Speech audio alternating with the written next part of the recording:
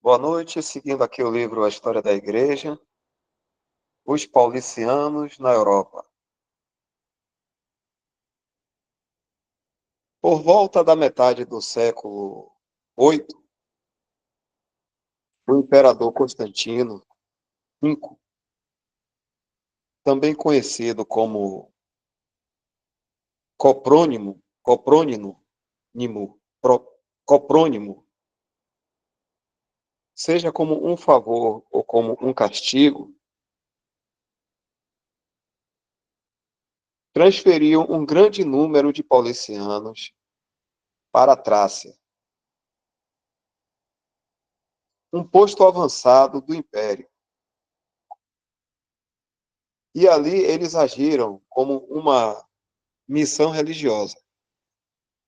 Por essa imigração, suas doutrinas foram introduzidas e difundidas.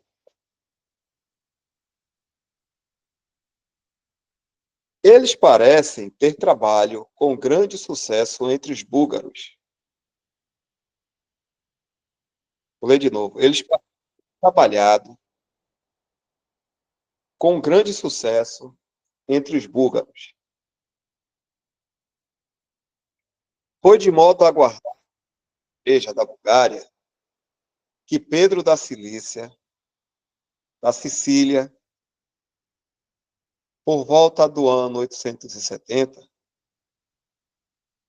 escreveu ao arcebispo dos búlgaros um tratado alertando-o contra a infecção dos paulicianos. Este documento é a principal fonte de informação quanto à seita. No século X, o imperador João Tizimices conduziu uma nova grande migração dos paulicianos aos vales do Monte Aemus. A história deles, após esse período, se passa na Europa. Eles foram favorecidos com uma livre tolerância na terra de seu exílio, o que muito suavizou a condição deles e fortaleceu sua comunidade. A partir desses assentamentos búlgaros, o caminho deles se abriu para a Europa Ocidental. Muitos búlgaros nativos se associaram a eles. Daí o nome dos búlgaros, de uma forma pejorativa, ter se tornado uma denominação de ódio vinculada a anos em todas as regiões.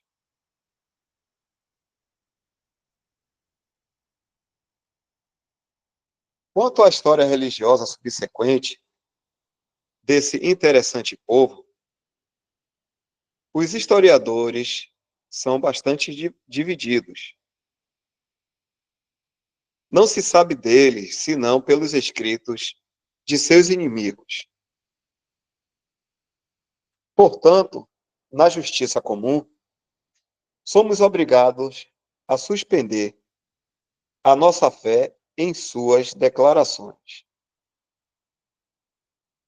Uma coisa, no entanto, é certa: eles protestavam contra a adoração a santos e imagens dos católicos, e contra a legitimidade do sacerdócio pelo qual a idolatria era defendida. Eles também protestavam contra muitas outras coisas nas doutrinas.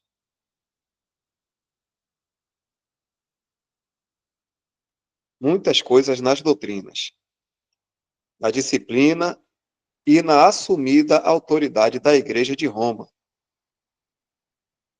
Os escritores católicos geralmente falam deles como maniqueístas. o tipo mais odioso de hereges. Mas há alguns escritores protestantes que examinaram com grande cuidado tudo o que pode lançar luz sobre a história deles, que chegaram à conclusão de que eles eram inocentes das heresias que lhes foram imputadas, e afirmam que eles foram as testemunhas fiéis e verdadeiras de Cristo e de sua verdade durante um período muito obscuro da Idade Média. Voltemos agora à nossa história geral.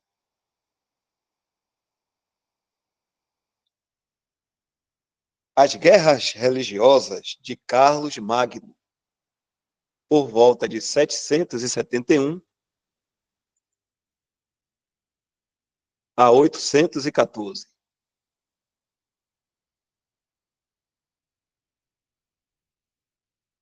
A assim chamada história eclesiástica, desde a época de Pepino, estão tão entrelaçada com a história dos reis francos e com as vergonhosas intrigas dos papas, que devemos ir mais além, embora brevemente, em traçar o curso dos eventos que têm importante influência no caráter do papado e na história da Igreja.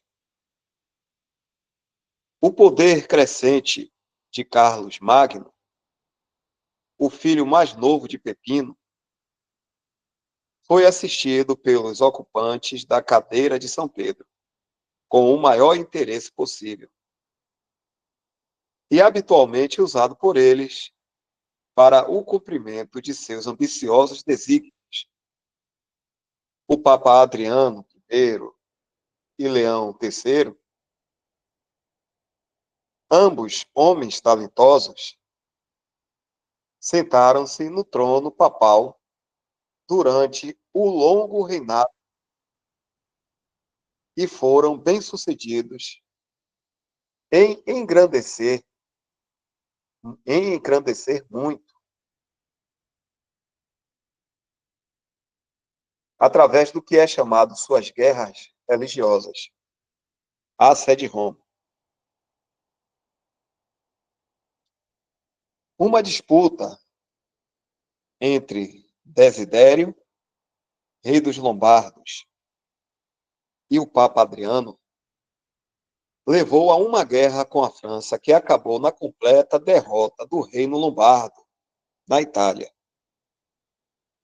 Este foi o resultado do grande esquema do papado e provocado pela política sem princípios e traiçoeira do pontífice. Carlos era genro de Desidério, mas depois de um ano de casamento, ele se divorciou de Ermengarde, a filha de Lombardo, e imediatamente se casou com Hildegarde, uma senhora de uma nobre casa da Suábia. Um insultado pai, ao receber de volta sua filha repudiada, naturalmente buscou por reparação por meio do Papa, o chefe da igreja, de quem Carlos era um filho tão obediente. Mas, embora a igreja, adequando-se a seus próprios propósitos, tivesse afirmado em termos fortes a santidade do vínculo matrimonial, a violação aberta no exemplo de Carlos foi ignorada. O Papa se recusou a interferir.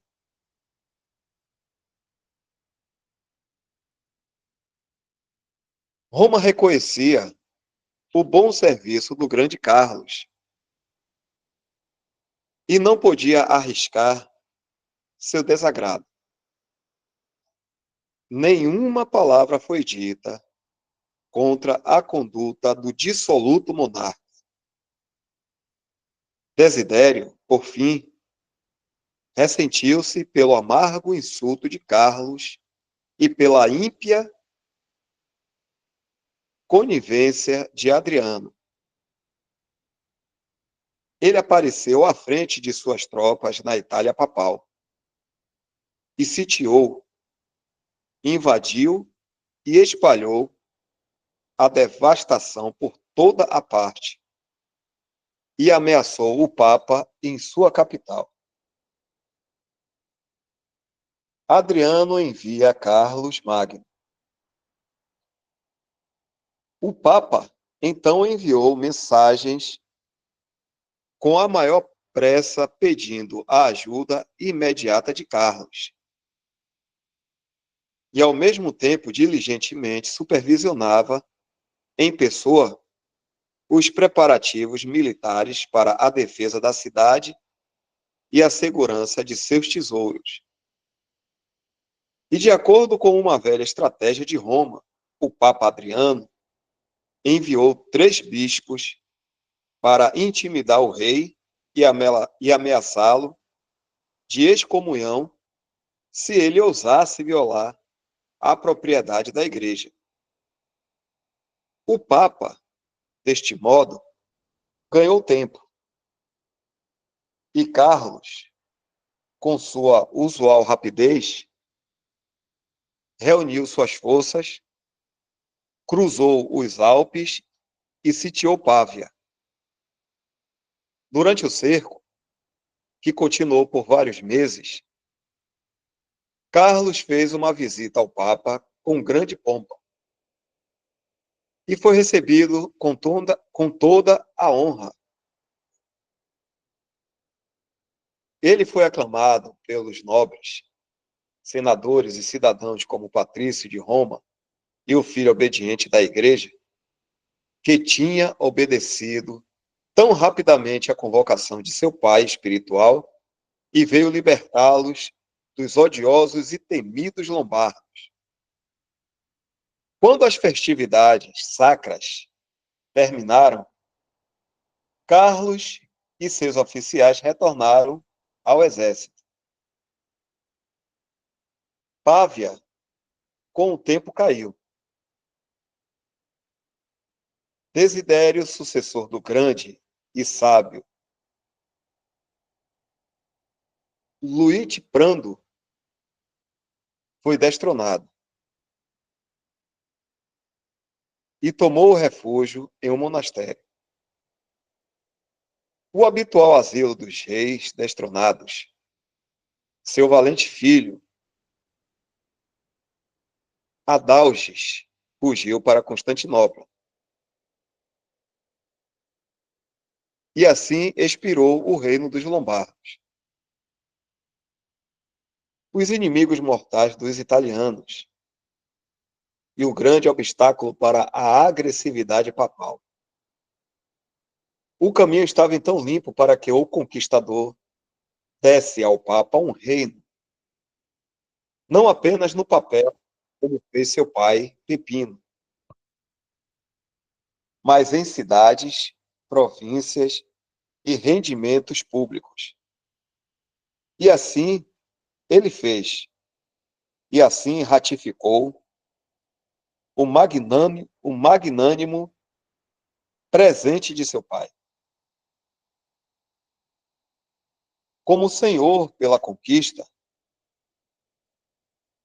Carlos Magno presenteou aos sucessores de São Pedro, por uma concessão absoluta e perpétua, o reino da Lombardia. E como dizem alguns, de toda a Itália. Ao mesmo tempo, Carlos reivindicou o título real e exerceu um tipo de soberania sobre toda a Itália e até mesmo sobre a própria Roma. Mas o Papa estando então seguro na posse do território, podia bem dispor-se a permitir todas as honras reais ao seu grande benfeitor.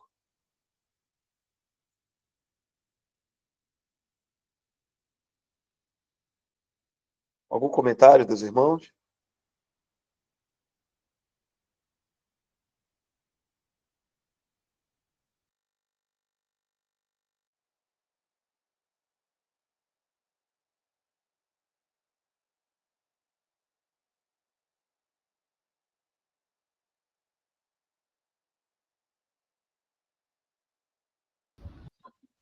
É, é bem triste a gente ver assim o caminho que a igreja tomou, vamos dizer assim, crescendo os olhos, como fala hoje em dia, né? Crescendo os olhos para as coisas aqui deste mundo, as coisas materiais, coisas daqui da terra, poder,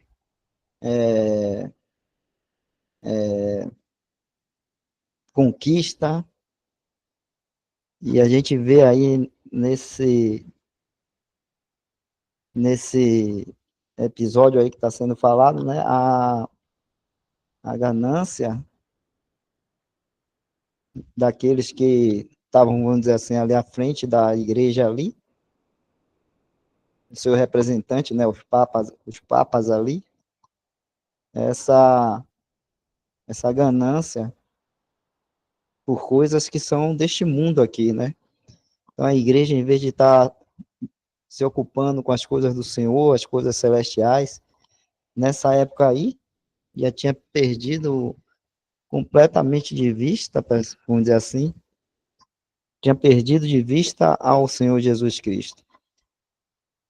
A gente sabe que o Evangelho não deixou de ser anunciado, o testemunho, né, individual de cristãos verdadeiros não deixou de ser dado, mas no caso aí da igreja, né, esse testemunho estava, assim, se arruinando, né, entrando num caminho de ruína, ao ponto mesmo de, quando a gente foi falado antes aí dos paulistanos, foi lido ontem e até concluiu hoje sobre os paulistanos, uma perseguição mortal, né, e violenta, física também, né, vamos dizer assim, de um grupo cristão. Então, cristãos perseguindo outros cristãos, só simplesmente porque não concordavam, né, com o pensamento ou a maneira como estava sendo conduzido os rumos ali da igreja. Eu estou falando assim, igreja mesmo, porque nessa época aí, praticamente, né, ainda, vamos dizer assim, existia o que a igreja aí de Roma, né, onde o chamada igreja católica, né, romana, ocidental, e existia lá a igreja grega, que era lá em Constantinopla, né, o, o, a sede, vamos dizer assim, né, onde estava lá o bispo lá da igreja grega ou oriental, e existia grupos, né, de cristãos que não concordavam, né, ou não se submetiam a essa primazia que o bispo de Roma, depois chamado de Papa, né, tomou sobre todos os outros, tomou, né, na igreja, né, essa primazia, essa posição que ele se colocou acima dos outros. E por isso mesmo houve também essas perseguições, né. Mas o que eu queria, só para terminar, né, destacar é isso, né, a gente vê aí claramente o resultado da igreja ter permitido que o mundo entrasse no seu meio e ela também entrar no mundo e começar a se envolver em suas políticas, em suas disputas, nas suas guerras, e aí, nas suas ganâncias por poder e por território e por dominar povos. Então, a gente vê aí a igreja fazendo isso, ela tomou o mesmo caminho. Tanto é assim que a gente vai ver, né, no futuro aí, mais adiante aí nessa história da igreja aí, a gente vai ver o Papa, e aí está começando aí, né, quando esse rei Carlos Magno, ele dá ao Papa, né, ao bispo lá de Roma, a igreja de Roma ali, começa a dar territórios, né, conquistado por ele, né, que ele derrotou aquele rei ali, Desidério, tomou os territórios e pegou e deu todo para Roma. E aí Roma começa, ou seja, Roma aí está falando o Papa, não é mais aquele Império Romano, mas aí Roma significando a Igreja Romana, representada pelo Papa ali.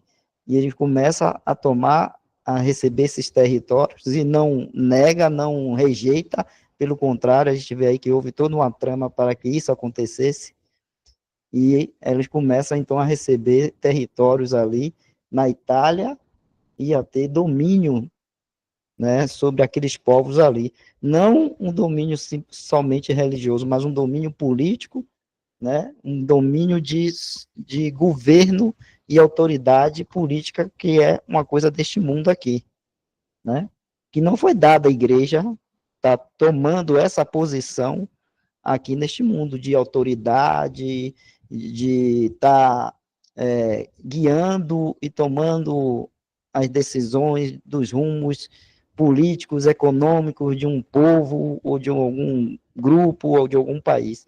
Não foi dada à igreja fazer isso. Entrar nessa seara, entrar nesse meio aí, entrar nessa ação ou maneira de viver do mundo, né?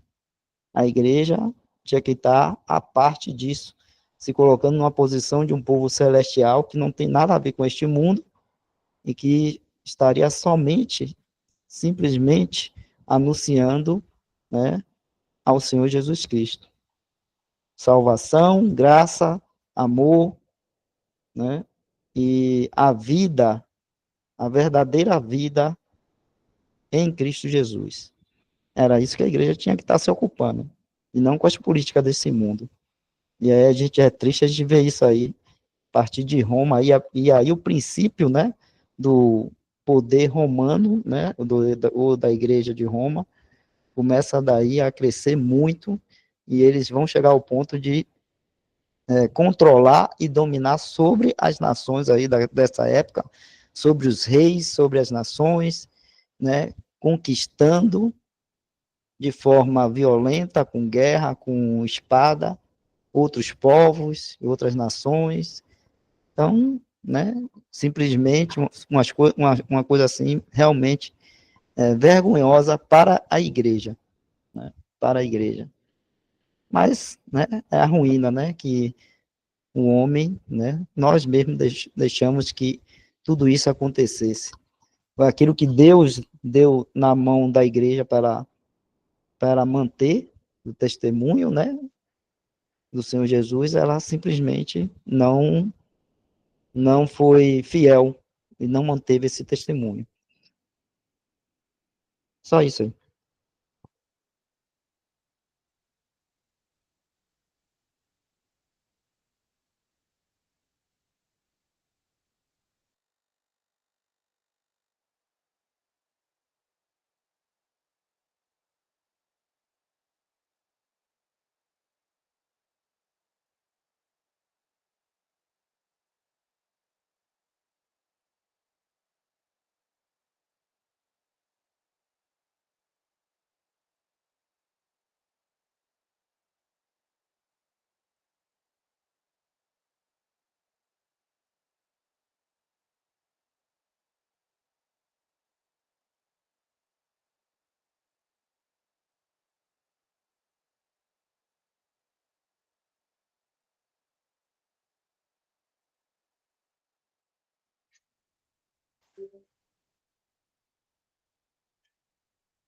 A soberania dos pontífices romanos.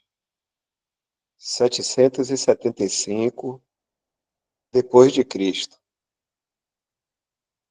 O Papa tornou-se então um príncipe secular. O dia,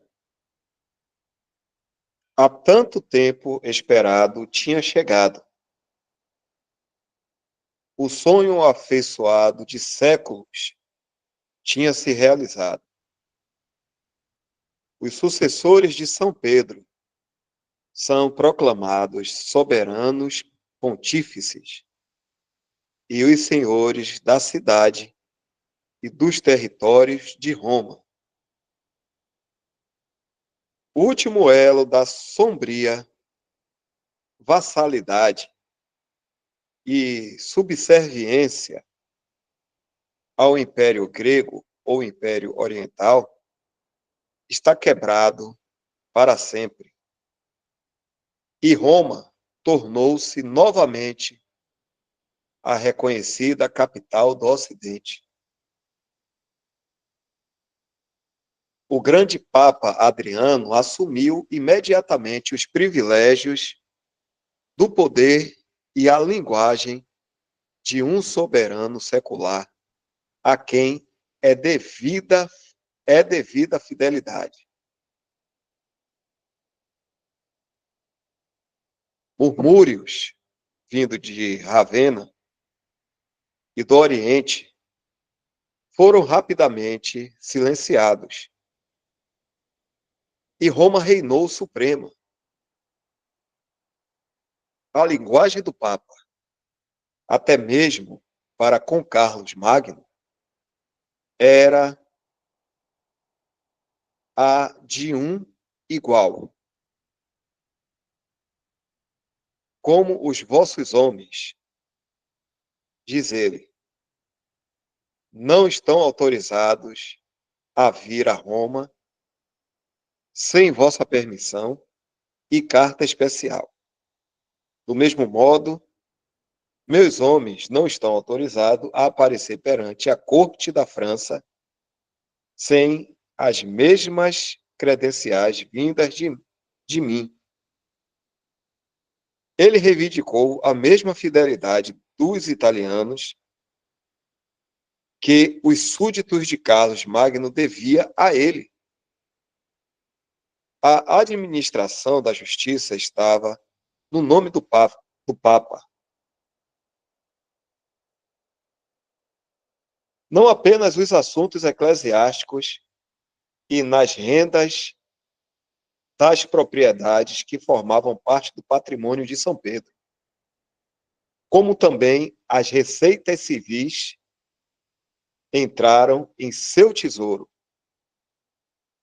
Adriano, com o poder, assumiu a magnificência de um grande potentado. Roma, com o aumento das receitas papais, começou a retomar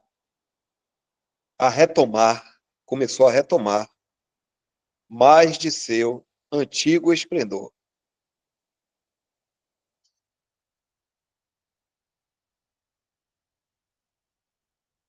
A grande época nos anais do papado.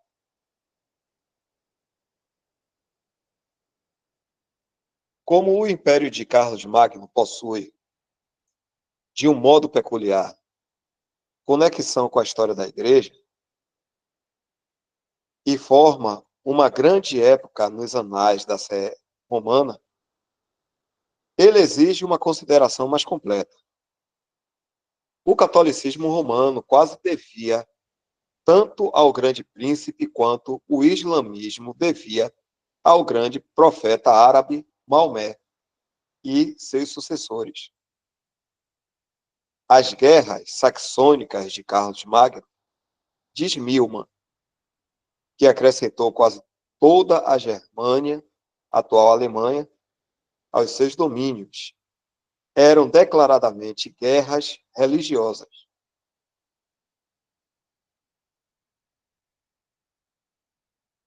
Se Bonifácio era o apóstolo cristão, Carlos Magno era o apóstolo maometano. Nota do tradutor, no sentido de que agia como Maomé na conquista dos povos pela violência do evangelho. Ele era o apóstolo maometano do evangelho.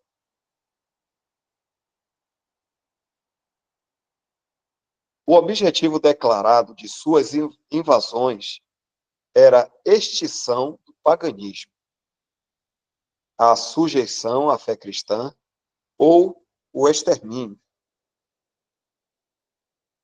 O batismo era o sinal de subjugação e fidelidade. E os saxões o aceitavam ou rejeitavam, de acordo com o estado de submissão ou revolta em que se encontravam. Essas guerras eram inevitáveis. Eram nada mais que a continuação da grande luta travada por séculos entre os bárbaros do norte e do oriente contra os civilizados do sul e do ocidente. A diferença é que, agora, a população romana e cristã, revigorada pela grande infusão de sangue teotônico, em vez de esperar pela agressão, tinha se tornado a agressora. A maré de conquista se invertia. Os súditos dos reinos ocidentais, do Império Ocidental, em vez de esperarem para ver suas casas invadidas por hordas de invasores ferozes, agora ousadamente marchavam ao coração do país de seus inimigos, penetravam em suas florestas, cruzavam seus pântanos e plantavam suas cortes feudais de justiça, suas igrejas e seus monastérios nas regiões mais remotas e selvagens, desde o Elba até as margens do Báltico. Os saxões estavam divididos em 3 tribos principais: os ostefalianos, os vestefalianos e os angarianos. Cada clã, de acordo com o antigo uso teutônico, consistia em nobres, homens livres e escravos. Mas, às vezes, a nação inteira se encontrava em uma grande convenção armada. Os saxões desprezavam e detestavam os francos romanizados, e os francos consideravam os saxões bárbaros e pagãos. Durante 33 anos, o poderoso Carlos empenhou-se em subjugar essas hordas selvagens de saxões. A área do país habitada por essas tribos, diz Greenwald, compreendida a totalidade do que é conhecida como o círculo moderno da Westfália e a maior porção da Baixa Saxônica, estendida do rio Lippe até o Weser e o Elba, limitada ao norte pelas tribos apresentadas, ou limitadas ao norte pelas tribos aparentadas, os justos, os jutos, que é uma classe também, os anglos e os danos, e ao leste de origem eslava, que tinha gradualmente avançado sobre as mais antigas raças teutônicas da Germânia Oriental.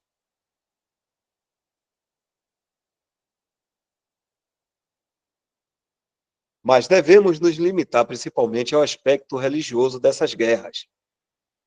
Ainda assim, é interessante neste momento estudar esses registros antigos, uma vez que acabamos de testemunhar a conclusão da Grande Guerra Franco-Prussiana de 1870, 1870, 1871, entre os descendentes dos francos e dos germanos da antiguidade.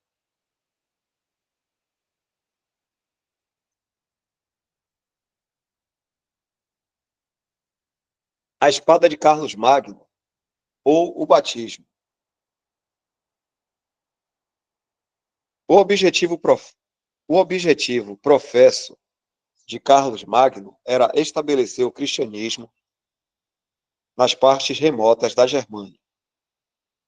Mas deve-se sempre lembrar que ele usou de meios muito violentos para cumprir seu fim. Milhares foram forçados às águas do batismo para escapar de uma morte cruel. A espada ou o batismo eram os termos usados pelo conquistador. Foi promulgada uma lei que estabelecia a pena de morte contra a recusa do batismo. Ele não podia oferecer condições de paz, nem entrar em qualquer tratado, no qual o batismo não fosse a principal condição. A conversão ou o extermínio foi a palavra de ordem dos francos.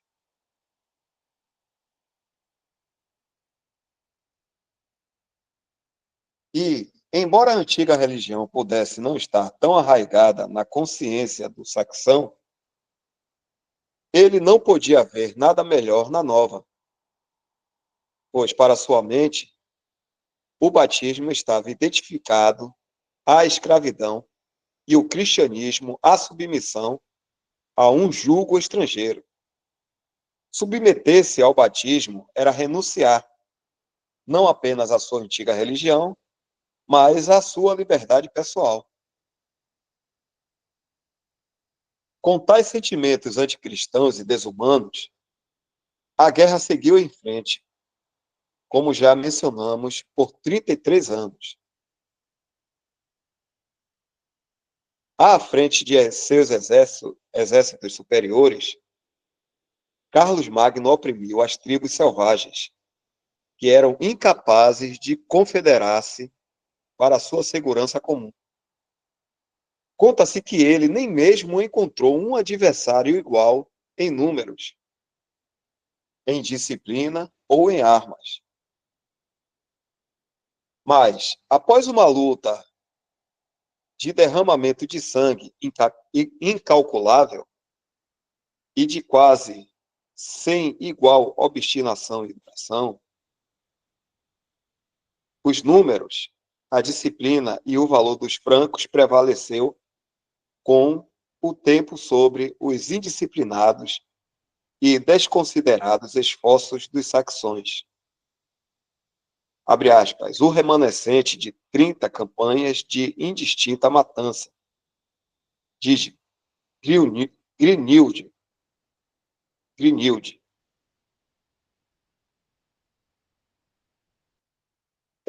e generalizada expatriação, aceitou o batismo e tornou-se permanentemente incorporado ao Império dos Francos e ao cristianismo. Abadias, monastérios e casas religiosas de todos os tipos se espalharam por todas as partes do território conquistado.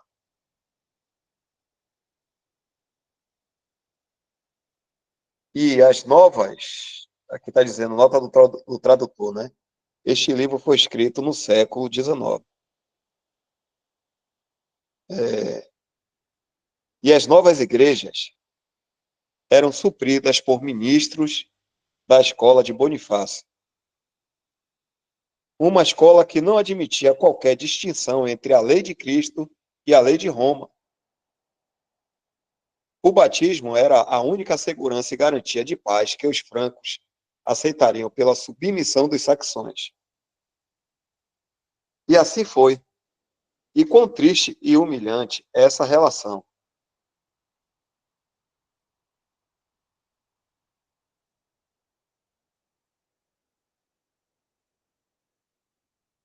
Quando a conquista foi concluída e finda a carnificina, que os padres entraram em campo. Eu vou ler essa parte aqui de novo. E assim foi, e quão triste e humilhante é essa relação. Quando a conquista foi concluída e finda a carnificina, que os padres entraram em campo. O ofício deles era batizar os vencidos. Milhares dos bárbaros foram, assim, forçados na ponta da espada ao que os padres chamavam de águas regeneradoras do batismo. Mas para os saxões, o batismo significava nem mais nem menos do que a renúncia à sua religião e sua liberdade. A renúncia das duas coisas, da religião e sua liberdade. A consequência foi, assim que os exércitos de Carlos se retiraram, os infatigáveis saxões voltaram. A consequência foi que, assim que os exércitos de Carlos se retiraram, os infatigáveis saxões voltaram a se erguer, atravessando os imponentes limites do império e devastando tudo por onde passava. Em sua fúria ardente e amarga vingança, eles cortaram cruzes, queimaram igrejas, destruíram monastérios, mataram seus prisioneiros, sem respeitar idade nem sexo, até que todo o país pareceu estar envolvido em chamas e inundado de sangue. Dizem que tais revoltas eram muitas vezes provocadas pela linguagem insolente e ainda mais pelo comportamento ofensivo dos monges missionários e pela severa avareza com a qual exigiam seus dízimos. Mas tais explosões da parte dos saxões eram seguidas por uma nova invasão e matança implacável pelos francos, até que tribos após tribo, tribo após tribo, cedeu aos braços conquistadores de Carlos Magno. Em uma ocasião, após uma severa revolta, Carlos massacrou, a sangue frio, 4.500 guerreiros valentes que tinham se rendido. Esse cruel e covarde abuso de poder deixou uma mancha escura e indelével em sua história, que nenhuma desculpa pode jamais remover. Mesmo o historiador cético alude a ela de forma. Vou ler aqui de novo. Mesmo o historiador cético alude a ela de forma muito verdadeira e tocante. Em um dia de igual retribuição, diz ele, os filhos de seu irmão Carlomano, o príncipe Merovígio, merovingio de Aquitânia e os 4.500 saxões que foram decapitados no mesmo local terão algo a alargar contra a justiça e humanidade de Carlos Magno.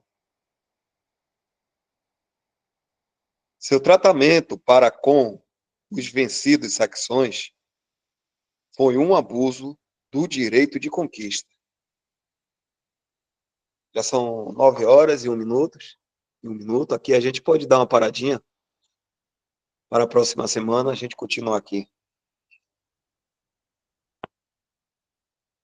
Se algum irmão quer fazer algum comentário, a gente já pode encerrar.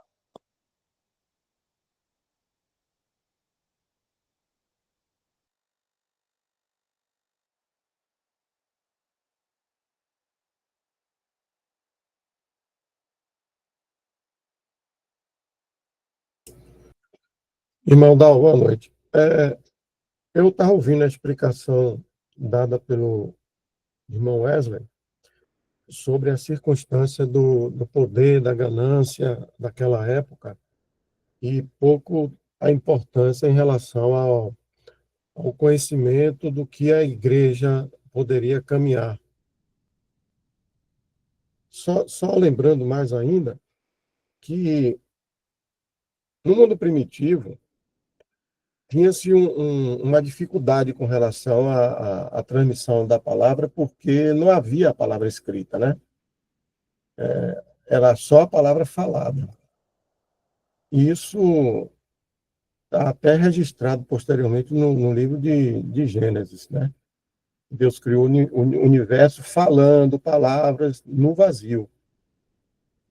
Então, os primeiros adoradores de Deus, eles não podiam escrever, né, os seus pensamentos sobre Deus ou as suas experiências que tinha com ele. Mas eles podiam falar a respeito delas, né, e isso é o que estava acontecendo. Por exemplo, eu me lembro